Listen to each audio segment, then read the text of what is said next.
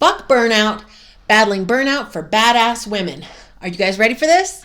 Welcome to the Loveable as Fuck show with Sherry Yazzie. I am a plus-size Indigenous woman in a world that tells me not to love myself. I fucking do. Here's how I do it. For more on how to defuck yourself, love yourself, and my emotional resiliency magnifying, life-transforming mindset hacks and self-care tools that you need to know now in order to transform your life and be happy as fuck, go to beloveableaf.com. That's beloveableaf.com. So today we're talking all about burnout and, fuck it, right? Fuck burnout. Battling burnout for badass women. I say that 5 times fast. It's very alliteration-y. So it's like Sally sells seashells down by the seashore, right? But battling burnout for badass women. Okay, let's talk about it. So burnout is a topic that is pretty, talked about. A lot of people talk about this. It's something that a lot of people suffer from, whether you're a working mom, whether you are a stay-at-home mom, let's talk about this. Moms and burnouts, that's a real goddamn thing, right? Because we have so many things on our plate, so many things on our mental plate, so many things that we're managing, and the plates are spinning, right, all the time. And it can get overwhelming. And burnout is something that achievers, right, so us badasses, tend to feel on a regular basis. And right, and it just stops all of our momentum. We've got stuff going, we're doing things, and then all of a sudden it's just, we hit this wall, right? This burnout wall, and everything stops. It's so hard. Then it's like walking through mud, trying to get things done.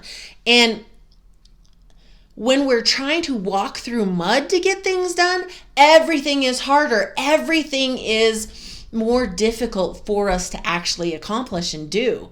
So overcoming burnout, figuring out a way to actually not do that whole cycle is massive, because then we can keep our momentum. Maybe we slow down, maybe we add in more self-care. Maybe there's all kinds of things, but how do we actually stop being burned out? How do we be like, you know what, fuck burnout, I'm not doing that anymore. That's something that I used to do, I don't do it anymore. How do we do that? Well, the first thing is, when I heard this, it was like, and it's funny too, because my brain doesn't like to keep the information. Like every time I have to go back and look it up again, I have to call and be like, now what's burnout again?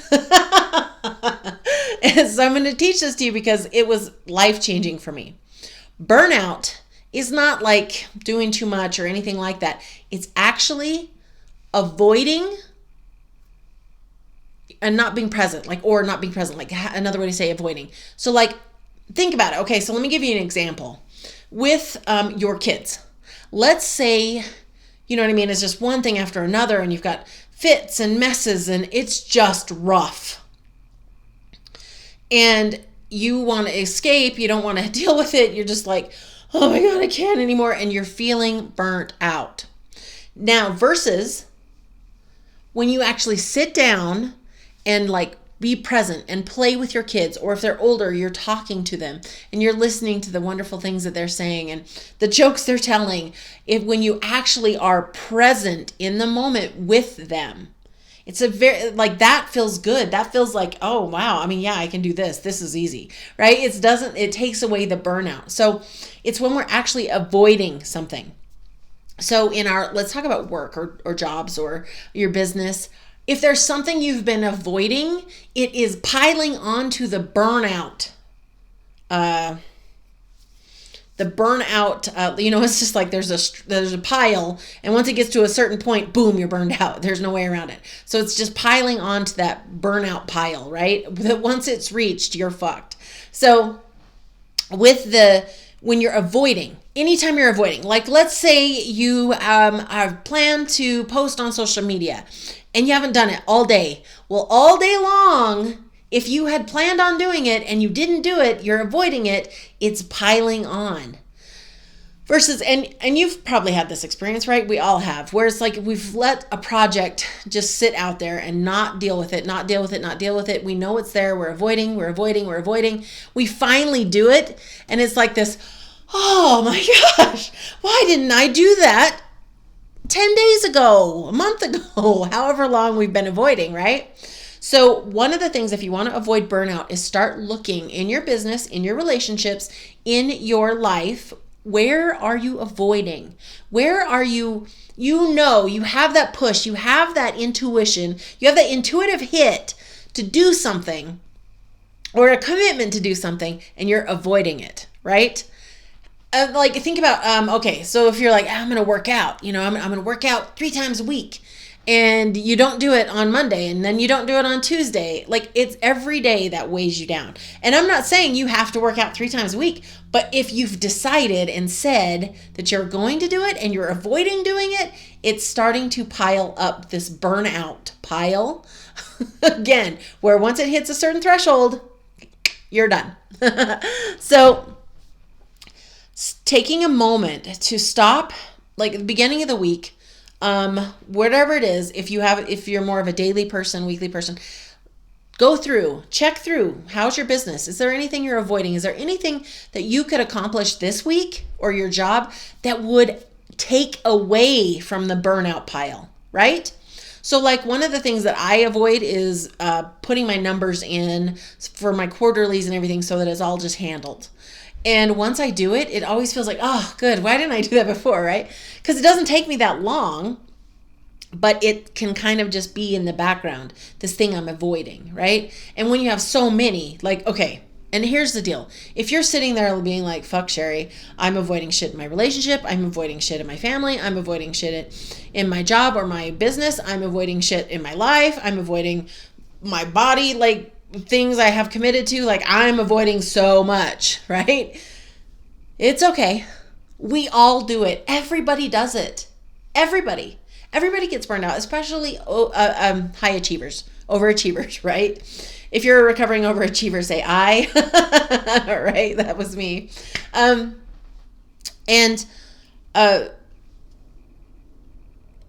You don't have to worry about all of this at one time, because again, that's just another thing on your fucking burnout pile. If you're like, oh my God, I have all these things, just do what you have the capacity to do. Just take on what you have the capacity to do. That's all. If you can just add on this week another work project or a business project that would actually take away from the burnout pile, do it. If what's really calling to you is something, a conversation you need to have in your relationship, do that. If you need some help, get it. Like, right? Like, this is the point where if we step back, if we no longer want to be burned out, so we don't want to be avoiding things, okay? Because there's a 2-part thing. We don't want to be avoiding, and we want to be being present. 2 things. Because what happens a lot of times with burnout is the advice that we get is like, oh, take some baths and do some self-care. And I'm not against self-care on any level ever, right? But it doesn't necessarily shift the actual burnout. It can help you feel a little bit better, but your burnout pile is still there. So the more that you can actually manage the things that you've been avoiding and do them, and then get in the moment, be present in what you're doing, what you're committed to, how you want it to go, that right there is the biggest key to avoiding burnout. So the question to ask yourself, right, is how can I more fully engage? And what do I need to do that I've been avoiding that can take away from my burnout pile? So those are your 2 questions, right? How can I more fully engage today? Start now, right? You're listening to this, start now. If you're like, okay, you know what? The laundry has been sitting on my couch for 3 days. I'm just going to fucking fold it. While you're listening, go fold it right now. Take away from the burnout pile anything you've been avoiding, right? And if you're wondering why I use that example, there's actually laundry on my couch right fucking now. And the thing is right, we have depending on your capacity, you can have a pretty big burnout pile before you hit that wall, that burnout wall. But the more that we start practicing this, the more we can stay in that place where we don't have to take the time of what happens to us when we're in burnout. When our body starts shutting down, when we don't feel like we can do anything. And it's just like this overwhelming force at that point, right? So the two questions I'll go back to. How can I more fully engage today, right now? Like, how can I more be present to what I'm doing now, right? So like, even think about your job or your business. For me, if I am, like, let's say I have an email to write. If it's kind of this like, okay, I got to get that email out, and then, and it's like just kind of in this list of things, and I'm avoiding it, right? I mean, that's burnout pile material. However, if I get really clear and present, why do I want to send the email? What's it going to do? How good is it going to feel to get it done? And really get really present to why I'm doing it, why it's important to me. It's so much easier to write this, right? I get this inspiration, this like, oh yeah, I just barely had this whole inspiration about parchment paper, which I will talk about that in another episode. But like, seriously, I just got an inspiration for it. And that is the opposite of burnout, right? The inspired action. So we're asking, how can we be more fully engaged today? And what could we do that we've been avoiding to take away from that burnout pile, right? Those are the things. Just put one thing on your list if you have the capacity to do it. Put two things on your list if you have the capacity to do it. 3, 4, whatever. If you've got time, you're like, you know what? I actually have a 2-hour block here. I could actually just get shit out of my burnout pile. That sounds like a good thing to do. Do it, because it feels so good to do, right? And gives you more space to be out there maneuvering, doing things. So those are the questions. Those are the action steps.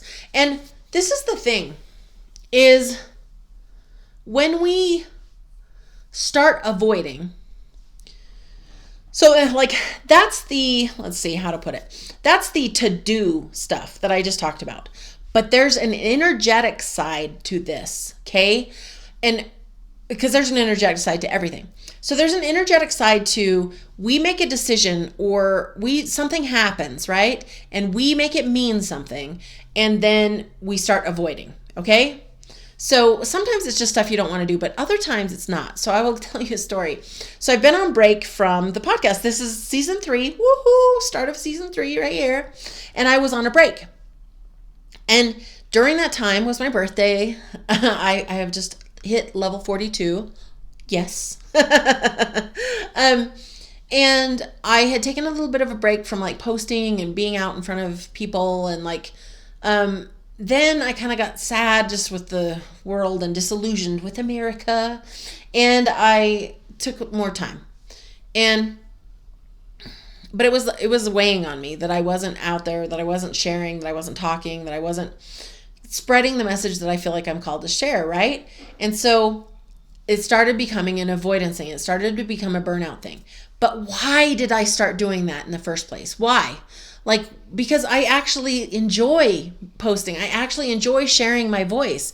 I enjoy doing this podcast, right? Like, why did I stop? Okay. And it was literally because something happened and I made it mean something. So, and this is where we get into the beliefs. This is our beliefs drive so much of our actions or inactions.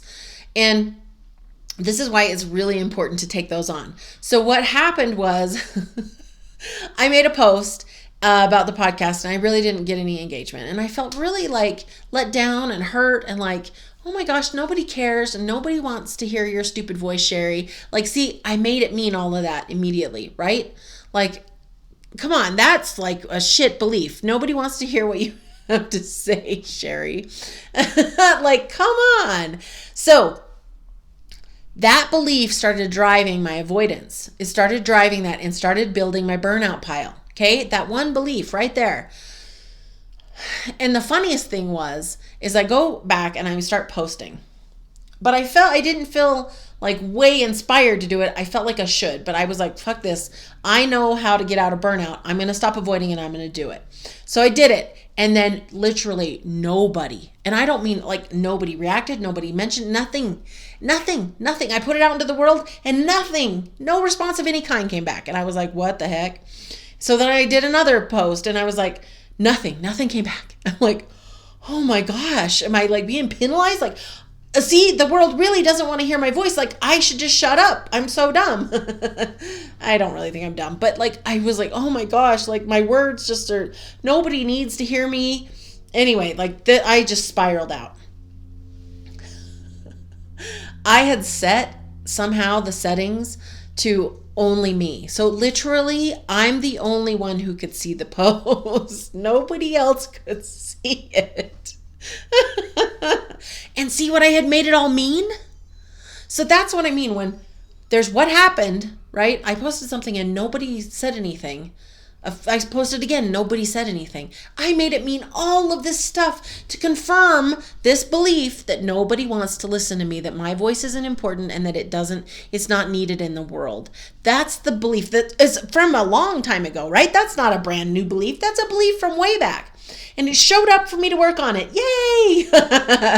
And so that's how literally in our lives we get it proven to ourselves, right? Like, it was a stupid little mistake. There was just one, instead of the globe showing it had a lock, only me, and I didn't notice. Okay, and I spiraled out for like 4 days, right? Now, am I happy that it all happened? Yes, because it brought forth a belief that is fucked up and I don't want. Do I want to, does it serve me? Does it feel good? And also, is it true that people don't need to listen to me? That it's not, that my voice doesn't matter in the world? That my voice is useless?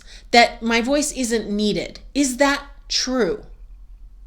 No, of course it fucking isn't. I have tons of proof in my life that my voice has made my life better, that my voice has impacted people, that my voice has helped other women, that has helped other people, that my voice has helped my child, that my voice has helped my husband, that my voice creates this beautiful relationship that I get to live inside of in my romantic relationship with my husband.